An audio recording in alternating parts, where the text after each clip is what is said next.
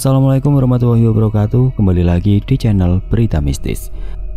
Untuk kisah kali ini ada sebuah cerita yang diambil dari Kaskus, dari tulisannya akun Enaknya 21, sebuah kisah yang berjudul Preman versus Pocong. Dan sebelum kita lanjut ke ceritanya, tekan dulu tombol like video ini dan jangan lupa tekan juga tombol subscribe channel ini. Nyalakan juga lonceng notifikasinya agar tidak ketinggalan cerita-cerita lainnya dari channel ini. Dan buat teman-teman yang pengen membaca langsung ceritanya, nanti silahkan saja kunjungi linknya yang nanti akan saya sertakan di kolom deskripsi. Dan seperti apa untuk kisah kali ini, langsung saja kita masuk ke ceritanya.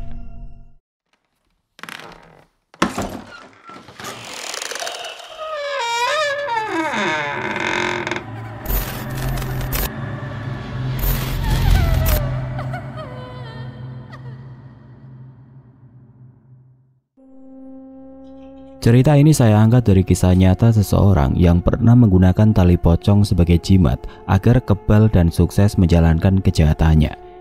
Dia datang ke seorang dukun hanya karena ingin memiliki ilmu hitam yang dianggap sesat oleh masyarakat sekitarnya.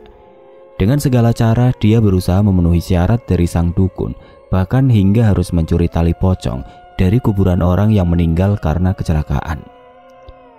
Tepat malam Jumat Kliwon, keringat menetes deras di tubuh, tapi saya harus terus menggali.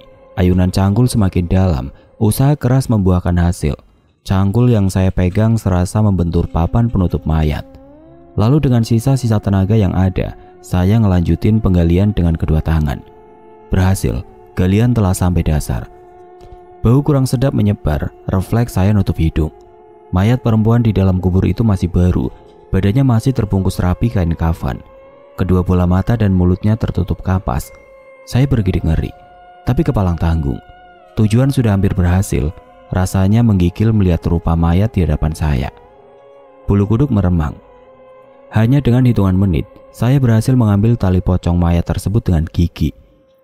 Sedikit tersenyum menang, buru-buru saya uruk lagi galian itu seperti sebelumnya agar tidak dicurigai penduduk jika makam itu baru saja dibongkar, lalu kabur ninggalin area pekuburan. Nasib kagak perlu disesali. Sepatutnya yang disesali adalah kenapa saya harus terjebak di dunia perpremanan. Padahal bisa saja saya bernasib seperti Rafli, si Tora Sudiro, bahkan seberuntung si Cristiano Ronaldo. Atau apa mereka saja yang kurang seberuntung nasibku. Semua itu karena kekejaman ibu kota. Kota yang menurut orang-orang di kampung bisa jadi sumber mata pencaharian. Dengan bermodalkan uang 1 juta hasil tabungan dan alamat sahabat, saya memberanikan diri mengadu nasib di Jakarta. Saya memang punya teman satu kampung yang sudah sukses duluan di kota megapolitan ini. Tapi karena kecopetan, saya harus kehilangan dompet beserta duitnya plus alamat sahabat di Jakarta. Karena kekejaman copet pun, kini saya harus terjebak di sarang preman. Kerjaan saya pun bukan hanya malak, tapi juga nyopet dan nyuri. Jujur, saya juga pengen jadi preman yang paling ditakutin, tapi udah ngejingrak-ngejingrak kalap, tetap saja orang-orang kagak pada takut. Justru saya yang takut sama orang kampung, takut digambar dan dikebukin. Nah, terus di mana letak nyaliku? Dan untuk deretan-deretan kalimat ini, kayaknya saya kagak pantas nyebut diri saya dengan kata gua. Bos Jono bilang, cara pengucapan saya masih terlalu medok, kurang sangar. Maklum saya memang dari kampung, tapi cuek saja. Saya lebih pede dengan menyebut diri sendiri. Gua ketimbang elu. Terobsesi dengan kehebatan, terpaksa aku pulang kampung dan melakukan ritual bodoh yang ujung-ujungnya menyengsarakan siang malamku. Ngedatengin seorang dukun ilmu hitam yang paling terkenal di desa. Sehari setelah ritual yang saya lakukan, orang kampung di desa pada heboh. Kabar burung tentang kemunculan hantu Saropa, mayat yang tali pocongnya saya curi, mulai nyampe ke telinga saya. Pertama saya cuek-cuek saja. Toh selama ini Saropa kagak pernah nampakin batang pocongnya di hadapanku. Dan ternyata dugaan meleset jauh. Saropa kagak hanya nampakin batang pocongnya, tapi dia ngebawa lengkap moncongnya yang masih tertutup kapas plus busana kafannya. Masih ingat, hari itu tepat malam Jumat. Saat lagi tiduran di balai-balai bambu yang ada di teras rumah, udara dingin dan hawa sejuk pepohonan sedikit melenakan kantuk yang dari tadi saya tahan.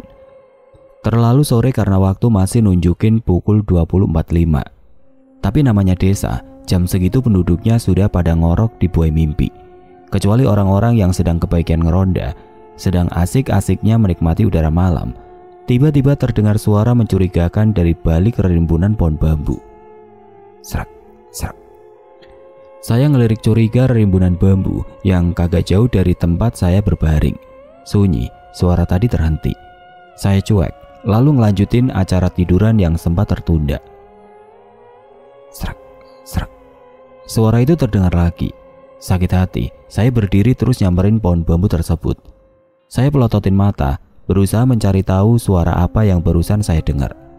Alhasil kenyataan sungguh di luar dugaan. Saya ngelihat kain kafan terjuntai hingga ke tanah. Ujung juntaiannya terikat rapat. Penasaran, saya dongakin muka semakin ke atas, terus ke atas, atasnya lagi, dan mak, Saropa jadi permen, mak. Serasa dikejar 1000 anjing buas, saya terbirit-birit lari kagak karu-karuan. Saya baru berhenti pas finish di kamar. Jangan ditanya kenapa saya ngeri. Seumur-umur saya baru ngeliat yang namanya permen dibuntel pakai mori. Kagak mikir sama sekali kalau mayat juga dibuntel pakai kain mori kayak permen. Nah lo, apa bedanya coba? Lega, saya bisa nyampe kamar dengan selamat. Dengan tubuh yang masih bergetar hebat, buru-buru saya nyungsep di kasur. Kagak lupa tarik selimut. Sialnya, itu selimut cuma bisa nutupin dari ujung kepala sampai ujung lutut. Sementara lutut ke bawah, saya kagak tahu. Apakah mesti saya ikat juga seperti milik si Saropa? Terpaksa dengan berat hati saya ngelungker.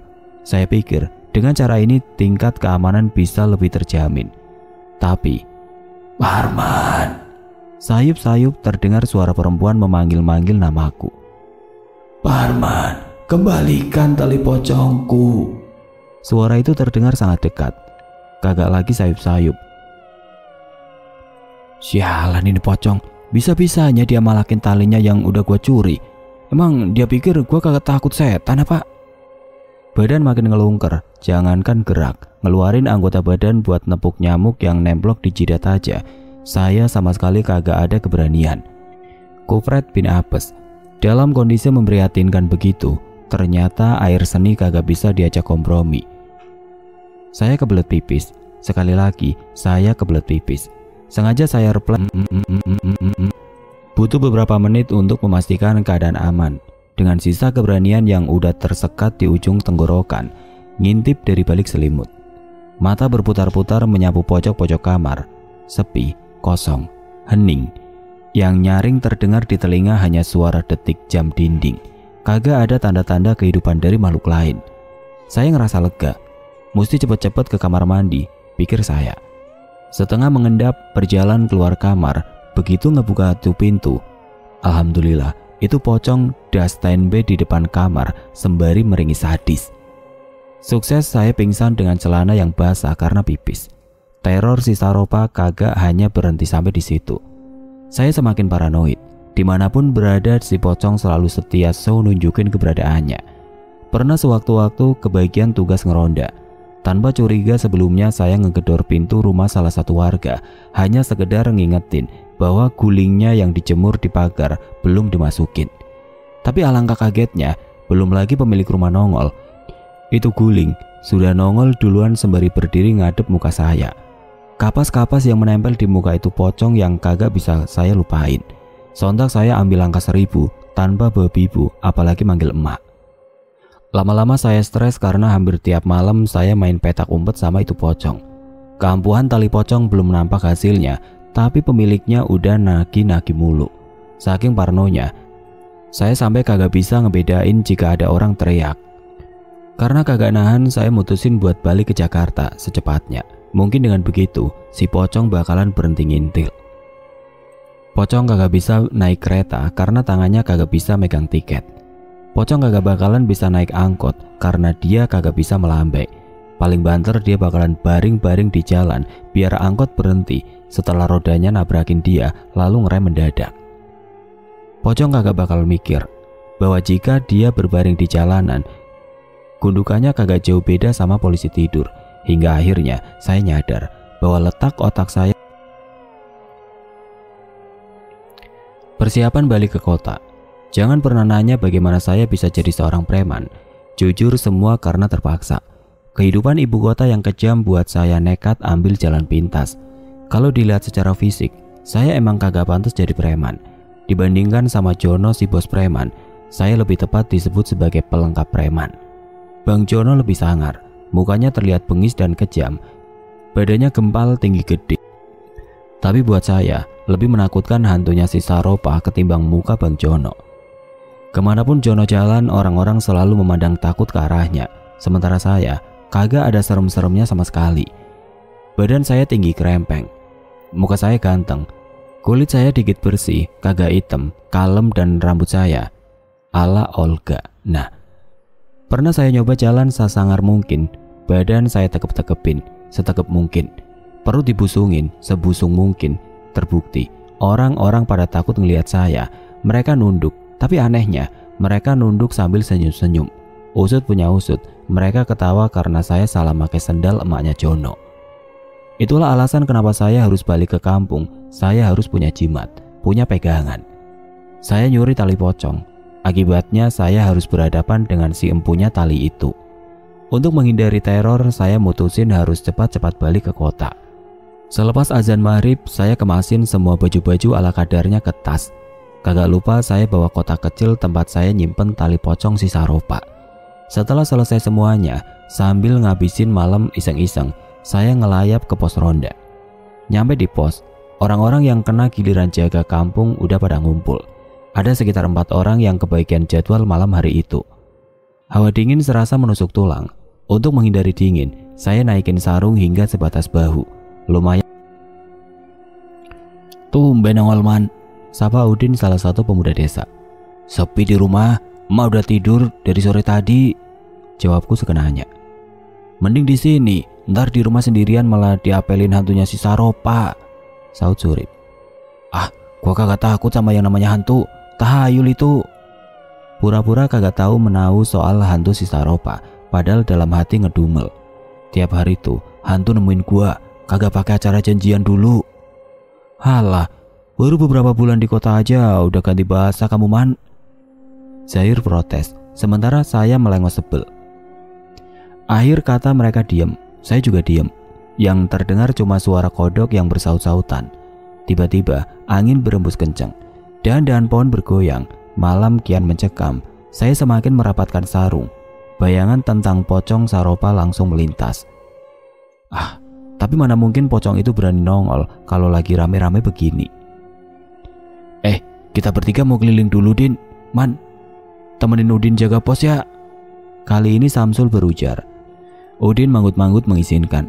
Jujur sebenarnya saya kagak ikhlas ditinggalin berdua saja sama si Udin. Karena saya tahu Udin orangnya penakut. "Hati-hati, ada Saropa," goda Zahir. Udin melotot. "Saya apalagi?" Di pos tinggal berdua sama Udin. Malam semakin larut, suasana semakin aneh. Udin merapat ke badanku. "Lu ngerasain sesuatu kagak man?" Saya menggeleng. Udin semakin merapat. "Gue takut man, mending gue ikutan mereka keliling." "Lah, terus gue sama siapa, Din? Lu diem aja di sini, jangan kemana-mana." Untungnya Udin nurut. Sekian detik kami diam.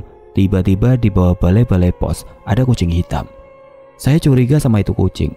Ngapain malam-malam gini dia ikutan ngeronda? Diusir-usir untuk kucing bukannya minggat. Itu kucing malah semakin mendekat ke arah kaki. Sebel, saya lempar itu kucing. Tapi aneh, itu kucing jadi membesar. Semakin besar, semakin tinggi dan... Pocong! Hantu! Setan! Seketika saya teriak-teriak kagak karuan. Udin terkaget-kaget lalu ikutan teriak setan. Saropa jadi pocong." Udin ngelompat dari balai-balai terus ambil langkah 1000. Saya pun ngikut jejak si Udin. Herannya, sekencang-kencangnya saya lari, Udin malah lebih kencang. Suasana semakin heboh tatkala itu pocong ngikutin saya. Udin paling depan, saya bareng pocongnya. Semakin saya bernafsu lari, itu pocong malah makin sejajar sama saya. Saya panik, benar-benar panik. Kali ini saya berusaha nyalip Udin. Aneh, si Udin cepet banget. Perasaan kaki saya lebih panjang ketimbang kakinya. Badan Udin bulat gendut. Dilihat-lihat bentuk bodinya kagak jauh beda sama buntelan spray. Saya ketinggalan jauh dari si Udin. Baru nyadar larinya si Udin emang teramat membabi buta. Jatuh bangun dia terbirit-birit. Terakhir saya sempat lihat si Udin nyebur got. Entah gimana nasibnya lari dengan badan belepotan dipenuhi lumpur selokan. "Tunggu Din, jangan tinggalin gua." Sungguh bikin panik. Mana ada preman takut sama demit. Nah lo, saya mulai berpikir normal. Benar, mana ada preman takut sama pocong. Refleks saya ngurangi kecepatan lari. Emang dah, seharusnya ngadepin hantu si Saropa. Saya kagak boleh takut. Masih dengan nafas ngos-ngosan, saya nyoba nata nyali. Lalu berhenti, berusaha nyari-nyari pocong tadi. Hilang, entah kemana pocong yang tadi ngikutin. Sementara si Udin udah lenyap dari tadi, saking ngerinya ketemu si Saropa. "Kemana lu, Cong?" teriakku nantang. Hening, kagak ada apa-apa di sekitaranku. "Lu nyari tali kan?" Tetap kagak ada jawaban. Aneh, kemana itu pocong? Sampai 5 menit itu pocong kagak nongol-nongol. Heran, masa dia takut sama tampangku? Penasaran saya langsung cabut. Tujuan saya kali ini harus ke dukun tempat meminta jimat. Selang beberapa lama akhirnya nyampe di tempat sang dukun. Rumahnya serem, agak berbau mistis. Takut-takut berani ngetuk pintunya. Kagak lama keluarlah dukun yang saya maksud.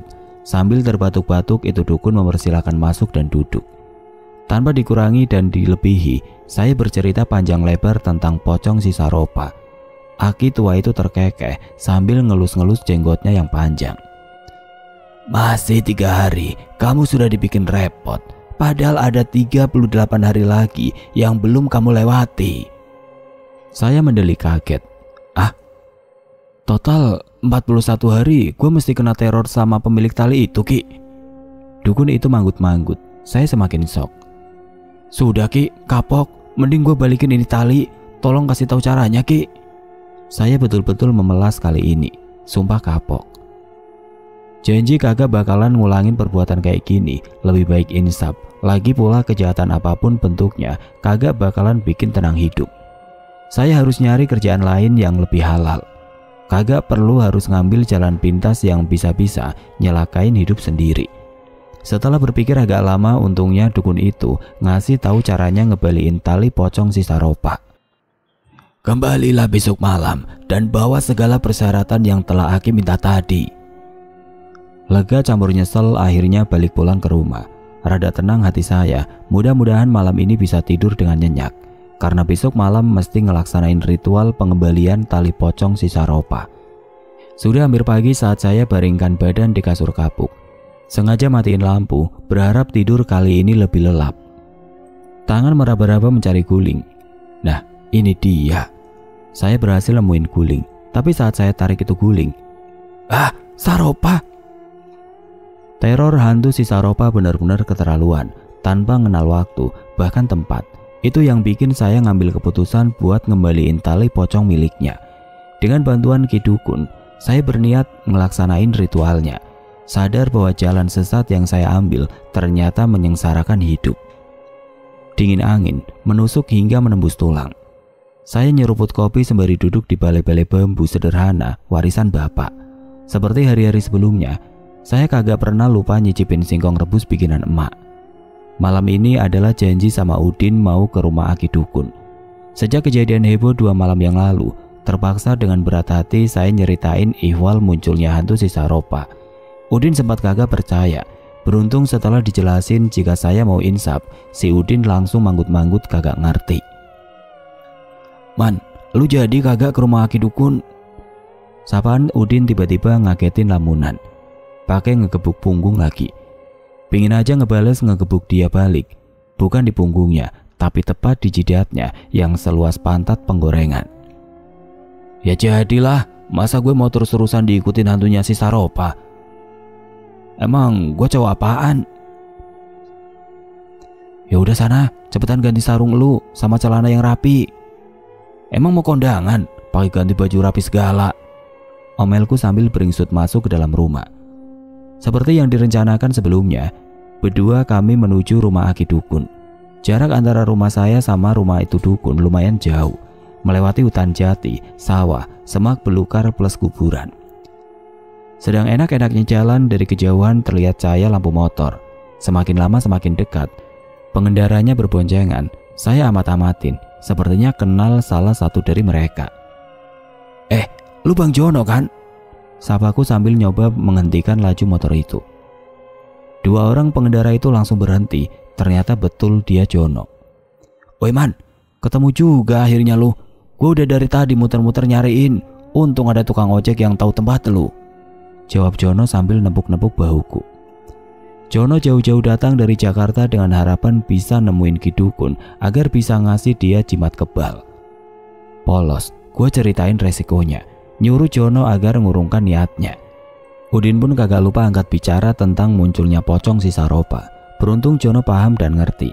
Akhirnya karena terlanjur datang ke desa, si Jono maksa ngikut ke rumah Aki Dukun.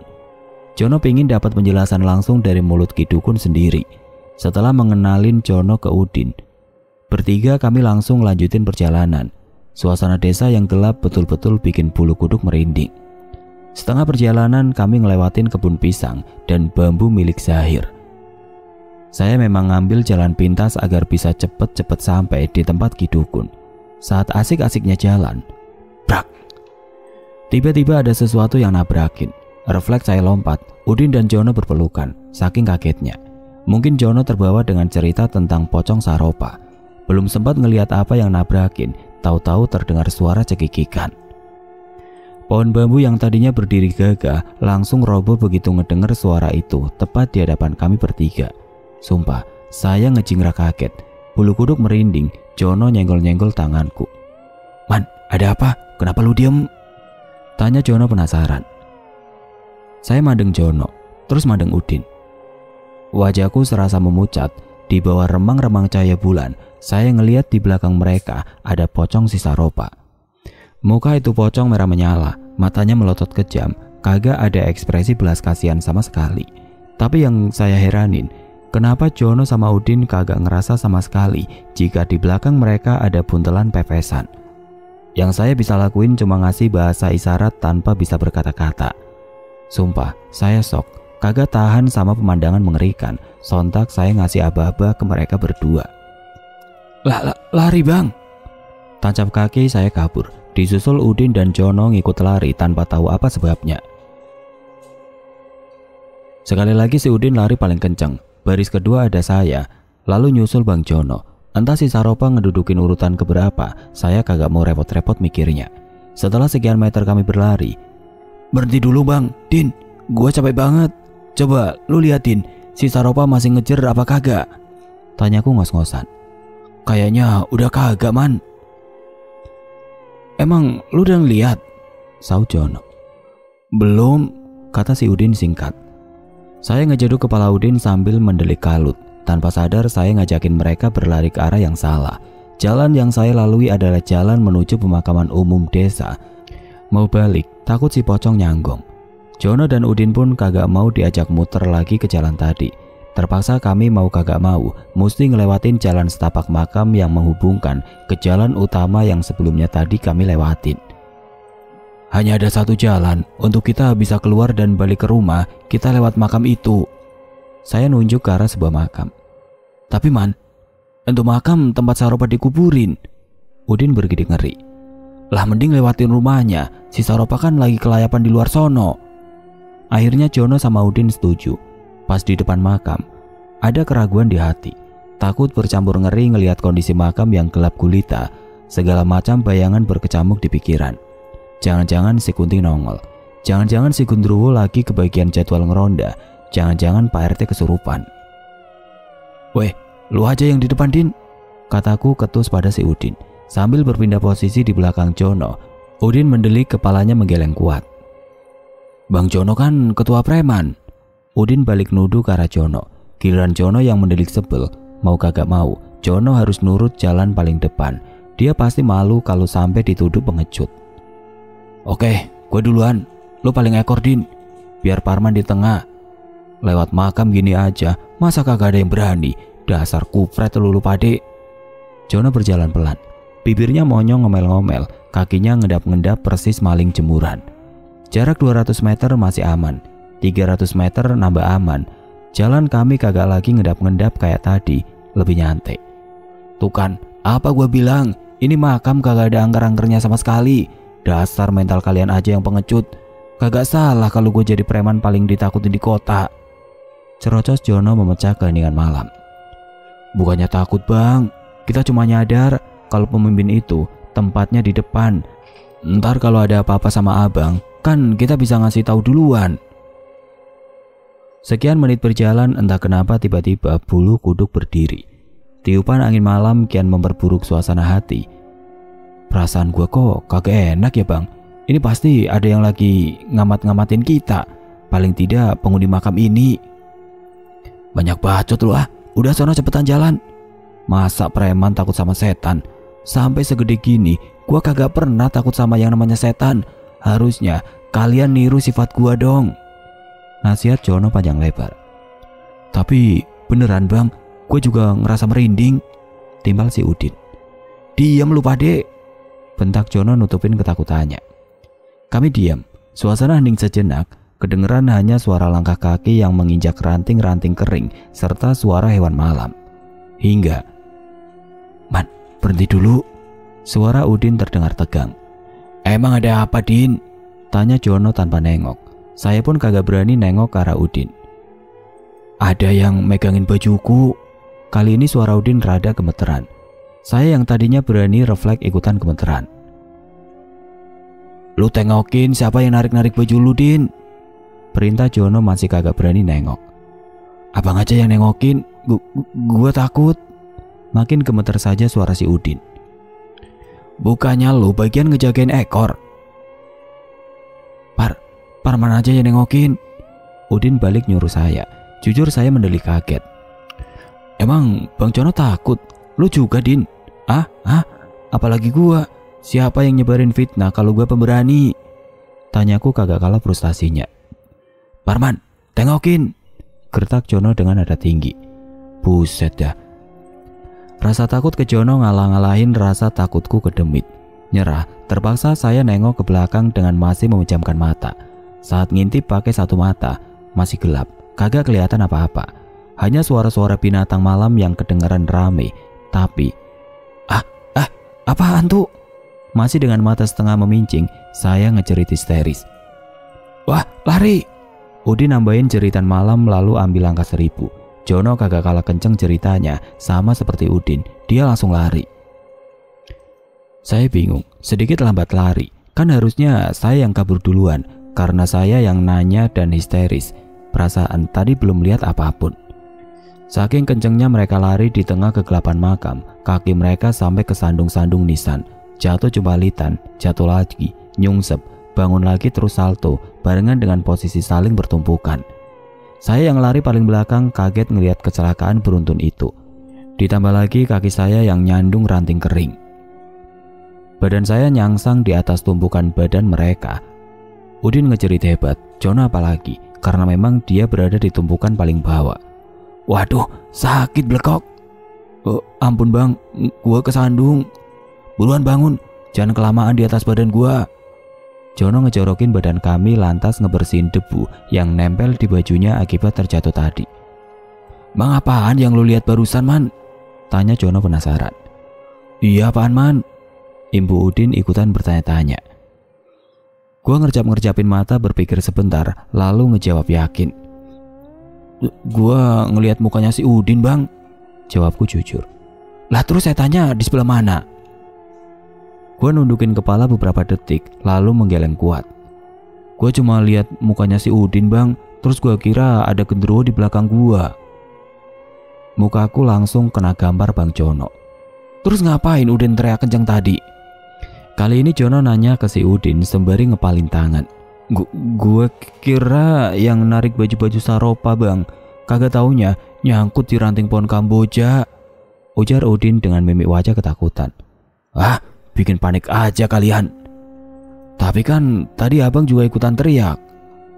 Iya, Imbu Udin membenarkan. Malah abang lari duluan. Katanya berani, tapi kaburnya. Saya ngelirik Udin tanpa berani nerusin kalimat. Kaburnya kenapa? Kaburnya paling kenceng. lanjut Udin tanpa rasa penyesalan sedikit pun. Perjalanan ke rumah Aki Dukun yang seharusnya membutuhkan waktu sekitar setengah jam harus kami lalui selama hampir 2 jam. Teror si Saropa serasa kagak henti-hentinya. Bang Jono yang saya kira berani ternyata sama saja dengan si Udin. Setali 3 pocong juga sama saya. Malam itu kami masih terjebak di TPU. Jalan setapak yang menghubungkan ke jalan utama terasa begitu panjang dan jauh. Mata nyalang menyapu tiap sudut-sudut makam. Sesekali Udin mendahului jalanku. Sesekali merapat ke Bang Jono. Kentara sekali kalau si Udin benar-benar ketakutan. "Buruan Din, rada cepet jalannya." Saya ngedorong badan Udin yang waktu itu jalan tepat di depanku. "Lah, situ kan yang punya hajat, Man. Gua kan cuma angka ikut," tolak Udin halus. Saya lirik Bang Jono yang dari tadi tegang. Saya nyadar sebenarnya muka Bang Jono sangar, tapi kenapa saya kagak ada takut-takutnya sama sekali. "Masih jauh kagak, Man?" tanya Bang Jono. "Bentar lagi juga nyampe, Bang." Man, gua kebelet kencing. Kira-kira si Saropa ngintip kagak ya?" tanya Jono bego. Saya mikir bentar, lalu menggeleng. "Yaudah, lo tungguin gua." Bang Jono memilih tempat di dekat pohon beringin besar. Saya sama Udin nungguin dari kejauhan. Tiba-tiba telinga saya ngedengar sesuatu. Saya tengokin muka ke belakang. "Lu denger kagak, Din?" Saya setengah berbisik ke arah Udin. "Ah, please dong, jangan nakut-nakutin gua, Man," rengek Udin seraya merapat. Kami berdua tegang, sementara Bang Jono belum juga balik. Saya pertajam pendengaran, beneran kagak salah. "Parman, balikin tali pocong gua." Suara itu sangat saya kenal. "Din, suara itu, Din." Badan menggigil. "Suara apa sih, Man?" Kening mengkerut heran. Masa telinga saya yang parno? Putar pandangan super curiga liatin satu persatu pohon di sekitaran. Tepat di salah satu pohon, pandangan berhenti. Sekali lagi saya pertajam penglihatan. Ada perempuan berambut panjang yang lagi berayun di salah satu cabang pohon. Masih belum yakin, saya kerjap-kerjapin mata. Putar bola mata ke atas ke bawah, ke kiri ke kanan, finish ke itu pohon. Alamak, perempuan berambut panjang itu sudah kagak ada di tempatnya. Kemana perginya? "Parman!" Suara itu kembali memanggil. Badan menggigil panas dingin. Saya lirik si Udin, masih ada di tempatnya. Ngejogrok tepat di atas nisan. Badannya yang bulat kayak buntelan terlihat seperti seonggok karung beras di bawah cahaya sinar rembulan. Makin gelisah kenapa Udin nyantai. Apa si Udin kagak denger? Kalut, grogi, panik. Ditambah lagi Jono belum balik-balik. Perasaan sudah hampir seperempat jam dia pamitan pipis. Jangan-jangan Jono kesasar. Jangan-jangan Jono dibawa kuntilanak. Jangan-jangan Jono malakin penghuni kuburan sini. Otak saya makin kacau. Tiba-tiba pandangan saya tertambat pada nisan yang didudukin si Udin. Jantung berdetak makin cepat. Saya baca tulisan di nisan itu. Saropa binti Kambali, Jumat Kliwon. Din, lihat yang lu dudukin tuh, Din." Tanganku nunjuk ke arah nisan. Udin bengong. "Ada apa sih, Luman? Kok kayak orang kesurupan?" Udin masih belum nyadar. Itu yang lu dudukin rumahnya si Saropa." Jelasku dengan suara yang semakin berat dan gemetar. Kaget, Udin nengok sebentar ke nisan yang sedang dia tongkrongin. Beberapa menit Udin terdiam. Lalu, "Pocong!" Tunggang langgang Udin terbirit-birit. Kakinya yang pendek nyempar-nyempar nisan yang lain. Gedebuk, jumpalitan, saya lihat larinya si Udin dari tempat saya terbengong-bengong. Yang pasti, dia kagak nyungsep-nyungsep lagi atau nyebur got kayak malam-malam kemarin. Agaknya si Udin udah terlatih lari dengan sendirinya. Saya melongo, perasaan yang ada nisan si Saropa kagak ada pocongnya. Hitungan detik si Udin udah hilang dari pandangan mata. Ngilang entah kemana, tinggal saya sendirian di tengah makam seluas itu. Nyesel, kenapa tadi saya ngasih tahu si Udin kalau hasilnya dia bakalan ninggalin saya tanpa kata-kata perpisahan. Apa yang mesti saya lakukan sementara Jono juga belum kembali. Beruntung sekian menit kemudian Jono datang. Sedikit lega karena saya ngelihat Bang Jono kagak datang sendirian. Ada Udin ngikut di belakangnya. Pasti saat lari tadi si Udin papasan sama Bang Jono, lalu ngikut balik buat ngejemput saya. "Buruan, Man, lanjutin jalan. Kagak nyangka si Udin setia, pakai nyusul-nyusul segala," ujar Jono ngikut. Kagak lama kami berhasil keluar dari areal makam tanpa ada gangguan yang berarti. Tapi heran, sepanjang perjalanan tadi ngelihat si Udin diam terus. Kepalanya terus-terusan menunduk dan memilih jalan paling belakang. Sama sekali kagak bersuara. Ada apa gerangan dengan Udin? Aneh. Lu kenapa, Din? Tanyaku penasaran. Tapi Udin kagak menjawab. Tetap diam, ngelirik pun kagak. Takut mungkin, Man. Kali ini Jono yang ngejawab. Tumben, aneh sikapnya, Bang. Jono menghentikan langkahnya, lalu nengok ke arah Udin. Buruan, Din, lu jalannya lelet. Bang Jono narik-narik tangan Udin. Tapi kagak salah nih. Saya ngelihat muka Udin yang ditarik Bang Jono. Saya ngucek-ngucek mata, berusaha mandeng sekali lagi sosok yang ada di belakang Bang Jono. Beneran itu bukan Udin tapi sedikit pocong. Agaknya Jono juga tahu bahwa itu bukan lagi Udin. Ah, Man, si Udin jadi bencong, Man. Kagak nyadar Jono salah sebut. Saya baru tahu ternyata Bang Jono juga takut sama bencong. Kagak nyangka. Semburat saya sama Bang Jono kabur, lari sampai ngepot-ngepot. Kami terpisah. Saya ke jalan utama Bang Jono, balik masuk makam. Alhamdulillah dengan susah payah saya nyampe rumah. Kagak tahu gimana nasib Udin dan Jono, yang pasti keesokan harinya mereka berdua ditemuin pingsan di areal makam, lalu dianterin pulang ke rumah. Malam berikutnya, kejadian semalam ternyata kagak bikin Jono dan Udin kapok. Saya sampai terharu karena Jono masih mau bertahan tinggal di kampung. Kami sepakat untuk ngadepin pocong si Saropa. Lu yakin, Bang? Tanyaku rada ragu. Man, gue emang preman, tapi gue preman yang punya perasaan. Gue tahu kesulitan lu, kata Bang Jono ngejelasin. Gimana dengan lu, Din? Masih mau ngebantuin si Parman? Tanya Jono ke Udin. Rada ragu-ragu Udin ngangguk. Semakin terharu, beruntung saya punya teman seperti mereka. Pokok dari kesepakatan hari itu kami akan menghadapi arwah si Saropa, gimana pun takutnya kami. Sore menjelang sambil nongkrong di balai-balai bambu, kami mikirin cara ngalahin pocong itu untuk sementara waktu tanpa bantuan Aki Dukun. Jono emang punya modal tampang pemberani, badannya keker.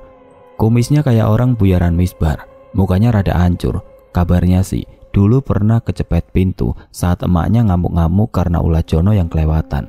Saat ngamuk, emaknya nutup pintu tanpa nengok kanan, tengok kiri, tengok muka Jono dulu yang lagi sandaran di sisi pintu. Alhasil begitulah muka si Jono. Benar-benar keterlaluan sekali kebandelan si Jono sampai emaknya kalah begitu. Man, gue mau nyari rokok dulu bareng si Udin. Kebetulan dia juga mau ke warung. Sapaan Bang Jono ngagetin lamunanku. Hari mulai terlihat gelap. Jangan lama-lama, Bang, gue kagak mau nunggu pocong Saropa sendirian. Jono pun ngangguk. Tahu-tahu emak nongol dari dalam rumah, mungkin mau nitip sesuatu begitu ngedengar Udin akan ke warung. Emak, nitip obat nyamuk bakar, kata emak. Jono ngangguk lagi lantas beranjak pergi. Sementara saya tetap duduk-duduk nyantai di balai-balai depan teras rumah. Setengah jam kemudian lagi asik-asiknya nikmatin singkong rebus, datanglah si Udin dengan tergopoh-gopoh. Mimik mukanya tegang, pucat, saking tergopohnya sampai kaki Udin keserimpet-serimpet sarungnya yang sedikit kegedean. Man, Bang Jono ngilang. Udin mencak-mencak. Emang kenapa si Jono, Din? Obat nyamuk bakar titipan emak kagak hancur kan, Din? Tanya emak. Saya keselak singkong, Udin keserimpet sarung, emak yang mendelik. Nih emak kok aneh, bukannya ngawatirin Jono, malah ngawatirin obat nyamuk titipannya. Bang Jono hilang, Mak, diculik arwahnya si Saropa. Saya keselak again. Udin kagak lagi keserimpet sarung. Mungkin saking keribetnya, Udin terpaksa ngelepas sarungnya tanpa sadar, tinggal pakai kolor doang. Ah? Emak kaget. Yang bener lu, Din. Saya panik, Udin ngangguk. Ayo, Din, sekalian kita cari bantuan Pak Ustadz. Tunggu bentar. Emak ikutan panik bin ribet nyincing daster. Sekalian bawain pulang obat nyamuk bakar pesanan emak. Ingat, jangan sampai hancur. Jono ngilang, saya panik, Udin juga. Emak pun kagak kalah paniknya gara-gara obat nyamuk pesenannya belum ketahuan nasibnya. Sambil ngajak Udin, akhirnya saya pergi ke warungnya Mak Mina. Saya kagak peduli sama Udin yang mencak-mencak gara-gara saya tarik kolornya. Yang ada di pikiran saya waktu itu, secepatnya mesti nanya gimana kronologisnya hingga Jono raib. Oke teman-teman, sampai di sini dulu ceritanya. Nantikan kelanjutan kisah ini di video berikutnya. Agar tidak ketinggalan, klik tombol subscribe channel ini dan nyalakan lonceng notifikasinya. Wassalamualaikum warahmatullahi wabarakatuh.